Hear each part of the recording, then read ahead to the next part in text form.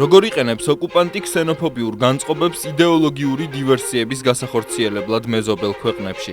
ვის ინტერესებს ემსახურება საქართველოში უმცირესობათა მიმართ სიძულვილის გაღვივება და დასავლეთის გარყვნილად წარმოჩენა?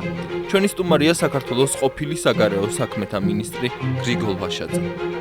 ეკონომიკურად აქვს რამე სატრაბახო ქვეყანას? ანუ შეიძლება რუსეთმა თქვას, რომ მე თქვენ მოგცემთ ჩემ მოდელს, ჩემი რეფორმების სისტემას და თქვენ ისეთივე კეთილდღეობაში იცხოვრებთ, როგორც მე ვცხოვრობ. 40 კილომეტრში მოსკოვიდან არც გაზია, არც შუქი და სოფლებში დარჩენილი არიან უკიდურესად დაჩაჩანაკებული და მოხუცებული ადამიანები, რომლებიც წელში არიან გაწყვეტილი არანორმალური შრომისგან კომუნისტების დროს.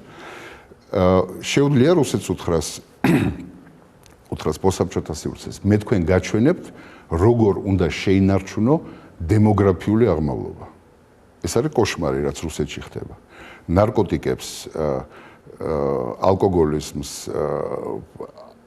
არაჯანსაღ ცხოვრებას და ეს შეგვიძლია გავაგზავნოთ ჩამონათვალი. პედოფილიის სტატისტიკას რო შევხედა, ხო? ეს არის კოშმარი. კატასტროფა. ეს არის სრული კატასტროფა. ამას აი აქ არის დასავლეთი და აი აქ არის რუსეთი. აბსოლუტურად. წელიწადში მიქონდა დაახლოებით 1.5 მილიონი მოქალაქის სიცოცხლე.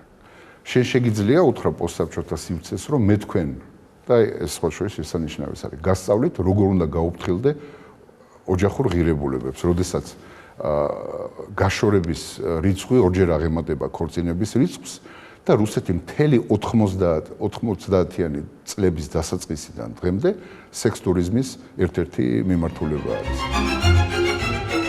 უყურეთ დღეს 4 შაბათს 21 საათსა და 45 წუთზე. საუბარი რელიგიაზე, ტაბულას ეთერში.